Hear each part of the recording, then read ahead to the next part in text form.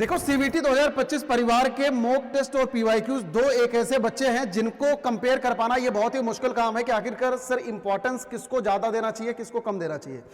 तो आज के इस सेशन में मैं आपको डिटेल में समझाने वाला हूं कि आखिरकार आपको पीवाईक्यूज को किस तरीके से अटेम्प्ट करना चाहिए, इंपॉर्टेंस क्या है, मॉक टेस्ट को आपको किस तरीके से अटेम्प्ट करना चाहिए, इंपॉर्टेंस क्या है।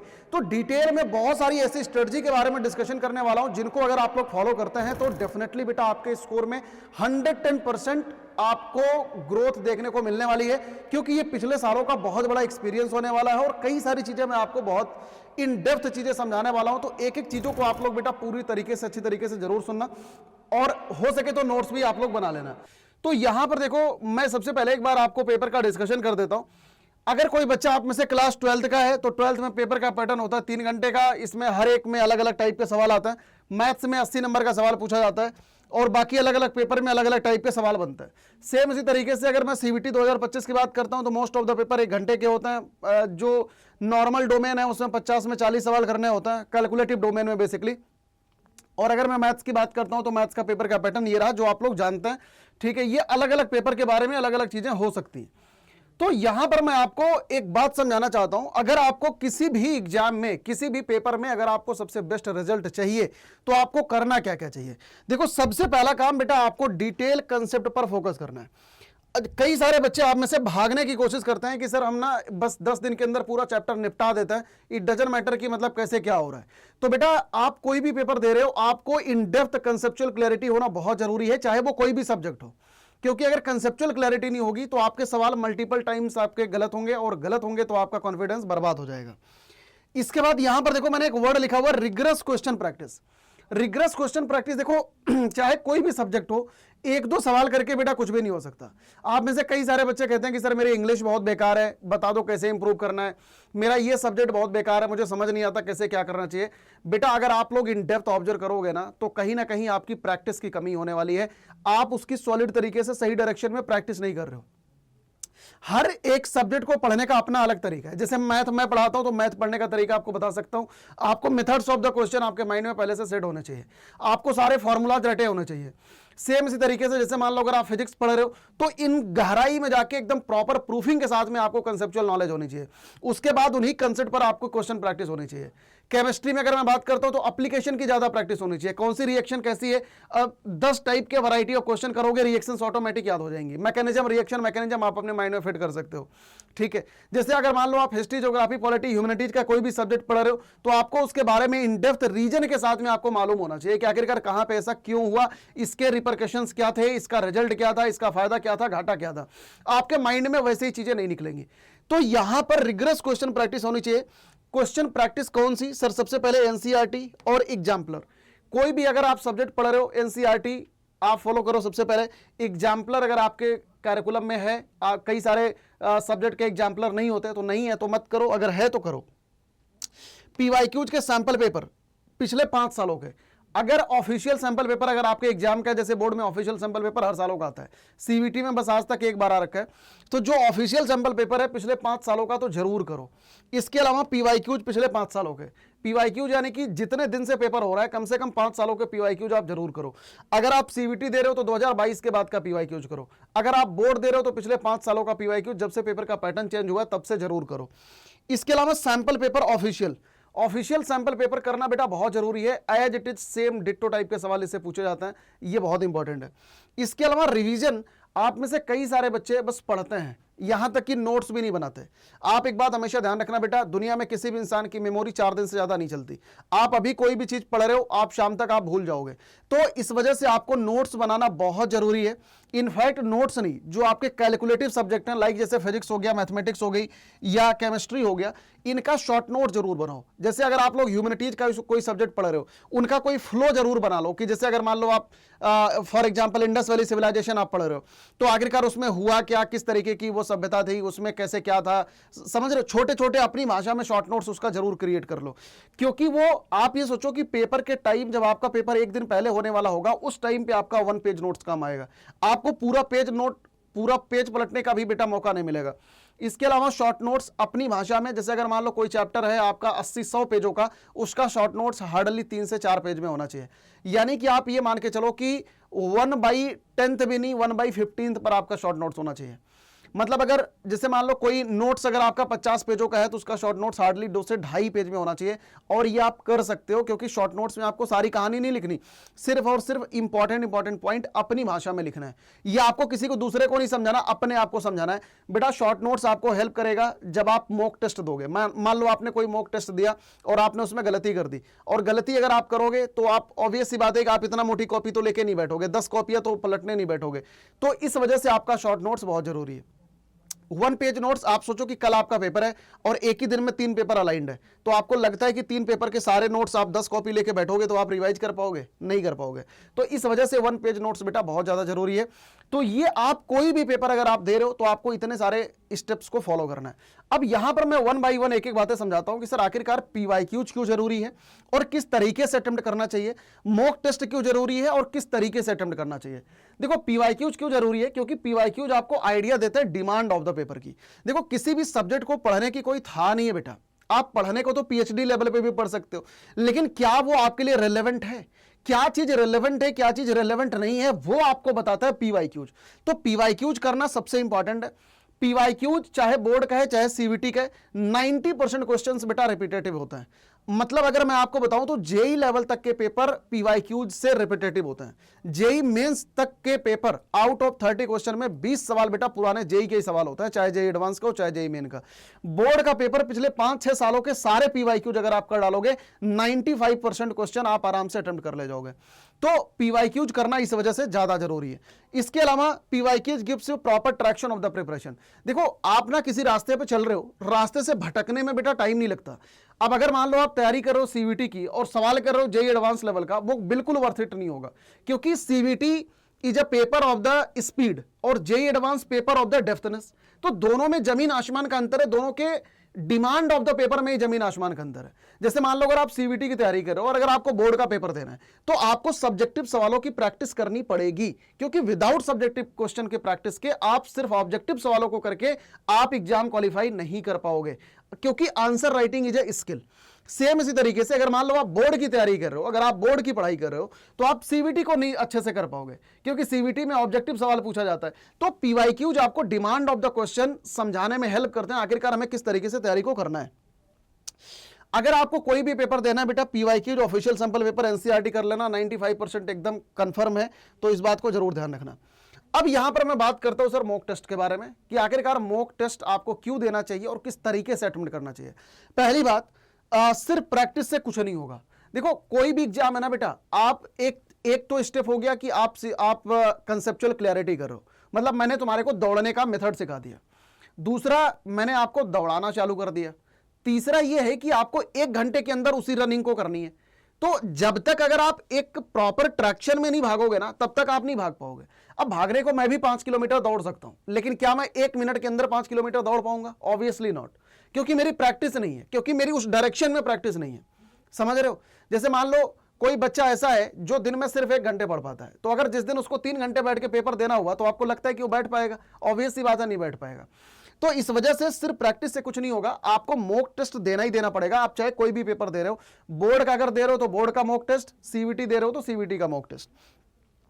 Mock test give you idea about how to attempt the paper. बेटा क्योंकि पेपर को किस तरीके से अटेम्प्ट करना है। देखो पेपर में कई टाइप के सवाल होंगे। मान लो पहला ही क्वेश्चन आपसे नहीं आया, एग्जामिनर पेपर को कई बार को ऐसा सेट करता है कि शुरुआत के सवाल ही आपसे नहीं बनते और आप हिल जाते हो पूरा। तो ऐसे केसेज में मामला खराब हो जाता है, आप डिमोटिवेट हो जाते हो। तो पेपर को किस तरीके से अटेम्प्ट करना चाहिए, आपको क्या सूट करता है, वो इंडिविजुअल हर बच्चे का बेटा अलग होगा, क्योंकि सबका एक जैसा पेपर नहीं होता, सबकी एक जैसी पेपर करने की स्ट्रेटजी नहीं होती। आप जब 4-5 पेपर दोगे ना तो आपको यह मालूम चलेगा कि मुझे क्या सूट करता है, क्योंकि हर बच्चे का बेटा ये अपना अलग अलग होता है। तो इस वजह से ये आपको आइडिया देगा। दूसरी बात, जब भी आप मॉक टेस्ट दोगे ऑब्वियस सी बात है कि कुछ ना कुछ मिस्टेक्स होंगी। जो भी मिस्टेक्स होंगी आप उनके स्ट्रॉन्ग एरियाज और वीक एरियाज आप आइडेंटिफाई करो। जैसे मान लो फॉर एग्जाम्पल मैं मैथ्स पढ़ाता हूं, मान लो मैंने मैथ का सैंपल पेपर करना चालू करा, मॉक टेस्ट करना चालू करा। अब मेरे हर एक क्वेश्चन लेट से प्रोबेबिलिटी के गलती हो रहे हैं, तो यानी कि वो मेरा वीक एरिया है। अगर मान लो मेरा कोई ऐसा चैप्टर है फॉर एग्जांपल लेट से इंटीग्रल, मेरा सारा ही सवाल सही होता है उसका, तो यानी कि वो मेरा स्ट्रॉन्ग एरिया हो गया। तो आपको करना क्या है, जो स्ट्रॉन्ग एरियाज हैं उनका रिवीजन प्लस क्वेश्चन प्रैक्टिस करो, इनमें बहुत ज्यादा गहराई में मत जाओ, क्योंकि आपको गहराई मालूम है, आप इनको बस रिवीजन करो प्लस इनके क्वेश्चन प्रैक्टिस करो। दूसरा, जो आपके वीक एरियाज है, कहीं ना कहीं वीक एरियाज में बेटा आप डीप कंसेप्ट नहीं पढ़ रहे हो 110%। कई सारे बच्चे ऐसे होता है, जैसे मान लो कहते हैं कि सर इंग्लिश में मुझे समझ नहीं आता कि टेंस के सवाल कैसे करना है। इसका मतलब है कि आप उसको इन डेप्थ में जाके समझ नहीं रहे हो, और अगर समझ रहे हो तो उसमें प्रॉपर सवालों की प्रैक्टिस नहीं कर रहे हो। तो आपको डीप कंसेप्ट पढ़ना है, उसके बाद एनसीईआरटी करनी है, उसके बाद पीवाईक्यूज करना है। एनसीईआरटी जैसे मान लो अगर आप फॉर एग्जांपल इंग्लिश ग्रामर अगर आप पढ़ रहे हो तो आपकी कोई बुक अलग सी होगी, ऑब्वियस सी बात है। जैसे मान लो आप केमिस्ट्री पढ़ रहे हो तो केमिस्ट्री के लिए एनसीईआरटी रामबाण है। मान लो फिजिक्स पढ़ रहे हो और मैथ्स पढ़ रहे हो तो आपको साइड बुक करनी पड़ेगी। ह्यूमैनिटीज का कोई भी सब्जेक्ट अगर आप पढ़ रहे हो, एनसीईआरटी रामबाण है और पीवाईक्यूज रामबाण है। मतलब 100% स्कोर करने के लिए एनसीईआरटी और पीवाईक्यू चाहिए। मान लो आप बीएसटी और इको पढ़ रहे हो तो बीएसटी और इको में भी एनसीईआरटी पीवाईक्यू से काम चल जाएगा। अगर आप अकाउंटेंसी पढ़ रहे हो तो आपको साइड बुक आपको लेके पढ़नी पड़ेगी। तो मोस्टली मैंने लगभग आपको सारे सब्जेक्ट के बारे में बता दिया, कहां पे आपको कैसे क्या करना है। बस ये बात ध्यान रखना, जो भी चीजें वीक है ना बेटा, स्टार्ट फ्रॉम द स्क्रैच। आप ये मत समझो कि मुझे तो आता है, आप ये सोचो कि मुझे नहीं आता इस वजह से मेरे को सीखना है। स्टार्ट फ्रॉम द स्क्रैच, ठीक है।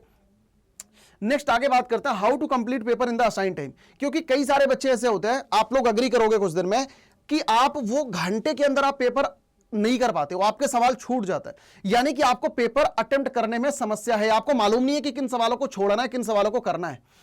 और जिस दिन अगर हमें यह चीज मालूम चल गई, उस दिन आप समझ लो सही डायरेक्शन में हो। जब तक आपको यह बात नहीं मालूम है कि किन सवालों को छोड़ना है, किन सवालों को पकड़ना है, तब तक तुम्हारे पेपर में सवाल बेटा छूटते रहेंगे, यह पक्की बात है।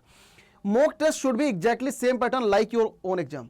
कई सारे बच्चे ऐसे होता है, मान लो पेपर में पूछा जाना है 50 में से 40 सवाल करना है, आप 100 सवालों का मॉक लेके बैठ रहे हो, वो बेटा बिल्कुल वर्थ इट नहीं होगा। आप ये सोचो ना कि आपको 1 घंटे में अगर 40 सवाल करने हैं तो आपका मॉक टेस्ट भी उसी तरीके का ही होना चाहिए, डिट्टो सेम ही होना चाहिए, तभी तो आप मेन आइडिया लगा पाओगे। अदरवाइज कैसे लगाओगे? बोर्ड का पेपर अगर 3 घंटे का है ना, तो 3 घंटे बैठ के आंसर राइटिंग करो। आंसर राइटिंग नहीं करोगे, हाथ खून फेंक देंगे बेटा जिस दिन आप पेपर देने जाओगे, आप लिखने का मन नहीं करेगा उस दिन, मैं सीरियसली बता रहा हूं आपको। तो प्रैक्टिस आपकी एकदम उसी डायरेक्शन में होनी चाहिए। Make a self improvement table to eliminate the error.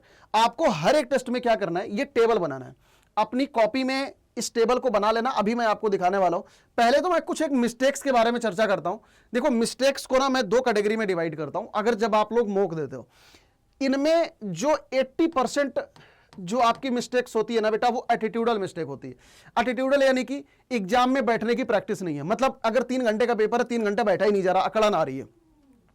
Exam देने जा रहे हो, फोकस की कमी है। मतलब पेपर को अटेम्प्ट कैसे करना है पता लग रहा है, प्यास लग रही है, बार बार को डिहाइड्रेट हो रहे हो, कुर्सी पर बैठ रहे हो, कुर्सी हिल रही है तो इरिटेशन हो रही है, घर में पेपर देने बैठ रहे हो, घर वालों ने बोल दिया कि भैया मार्केट चले जाओ। ये सब एटीट्यूड की कमी है, फोकस की कमी है, कॉन्सेंट्रेट नहीं हो पा रहे हो, तो उतना नंबर आपका स्कोर नहीं होगा। और यही सिमिलर चीज जाके पेपर में होनी है। तो इन्हीं सब चीजों को बेटा आपको अवॉइड करना है। और अगर आप देखोगे ना, 80% मिस्टेक्स हमारी एटीट्यूडल मिस्टेक है। सवाल को ढंग से पढ़ते नहीं है, क्वेश्चन को देखा, जल्दबाजी में गलत ऑप्शन पे टिक मार कर दिया। इन सब में आपकी नॉलेज की कोई कमी नहीं है, इन सब में लेकिन आपके एटीट्यूड की कमी है।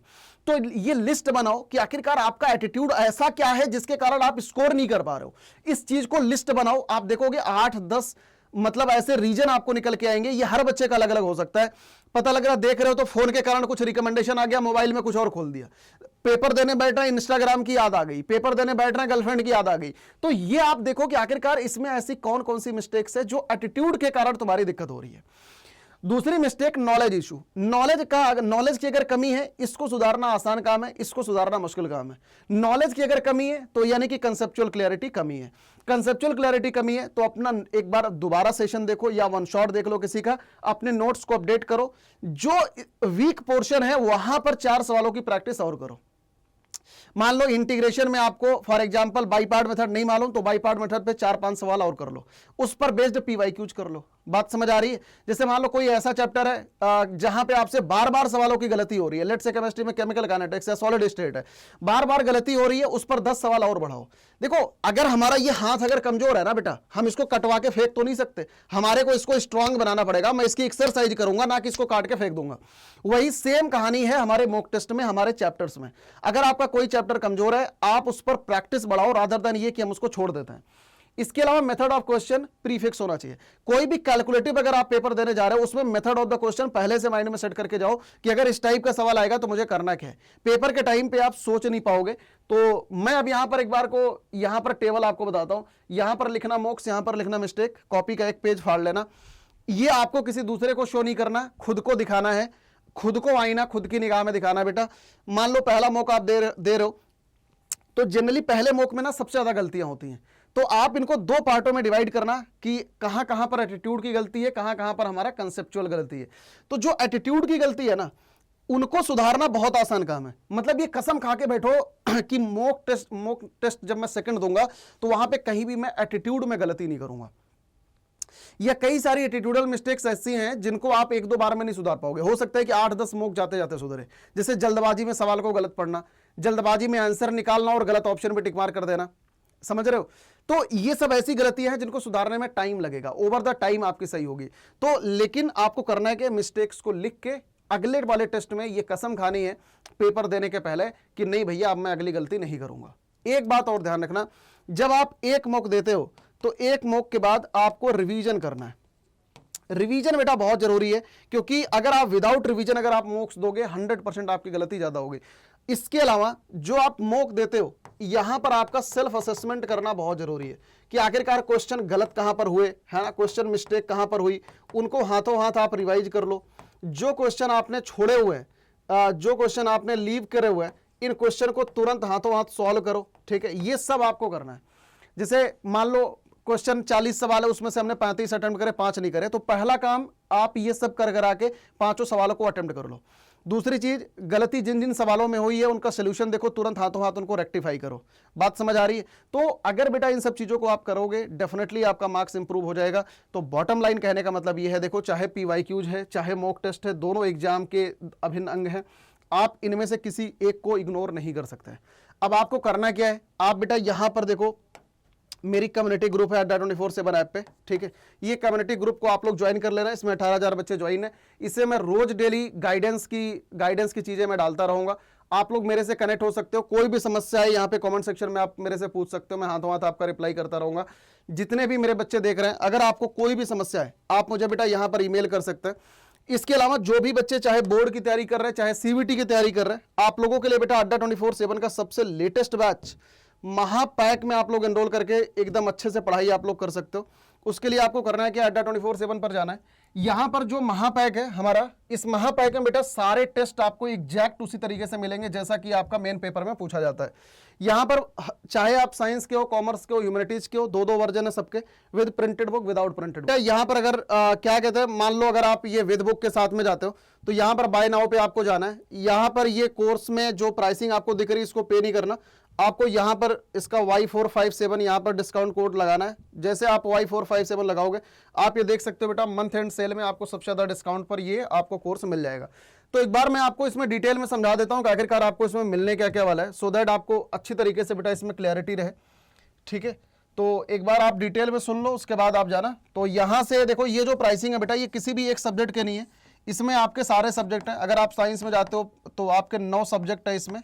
ठीक है, 9 सब्जेक्ट, इनकी बुक्स है, हार्ड कॉपी में किताबें हैं, इनका मॉक टेस्ट है, मॉक टेस्ट का वीडियो सोल्यूशन है। ठीक है, मेंटोरशिप प्रोग्राम है, सारे के सारे क्रैश कोर्सेज आपको इसमें मिलने वाले हैं, चाहे सीवीटी का है चाहे बोर्ड का। कुल मिला के इसमें अनलिमिटेड लाइव क्लास आपको मिलेगी, सारे कोर्सेज का एक्सेस बेटा होने वाला है। बस आप ये ध्यान रखना कि आपको Y457 सबसे ज्यादा मैक्सिमम डिस्काउंट कोड आपको यूज करना है, Y457। ठीक है, तो जैसे आप लगाओगे आपको सबसे ज्यादा डिस्काउंट मिल रहा होगा। इसके अलावा जो भी मेरा बच्चा, अगर आपके पास अगर किताबें हैं तो आपको बेटा विदाउट बुक में जाओ, तो वो कॉस्ट बेनिफिट रेशियो के हिसाब से महापैक का विदाउट बुक सबसे बेस्ट है। तो इसकी प्राइसिंग आपको ये दिख रही है। बस इसमें सिर्फ और सिर्फ मात्र एक डिफरेंस है कि आपको इसमें बुक्स नहीं मिलेंगी, बाकी सब कुछ मिलेगा।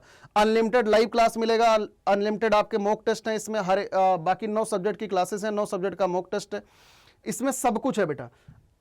और यहां पर आपको ये प्राइस पे नहीं करना। अगेन आप इसको डाउन कर सकते हो यूजिंग डिस्काउंट कोड Y457। तो आप ये देख सकते हो 5752 का ये आपको पड़ रहा होगा, सबसे ज्यादा मैक्सिमम डिस्काउंट जो भी उस टाइम का चल रहा होगा।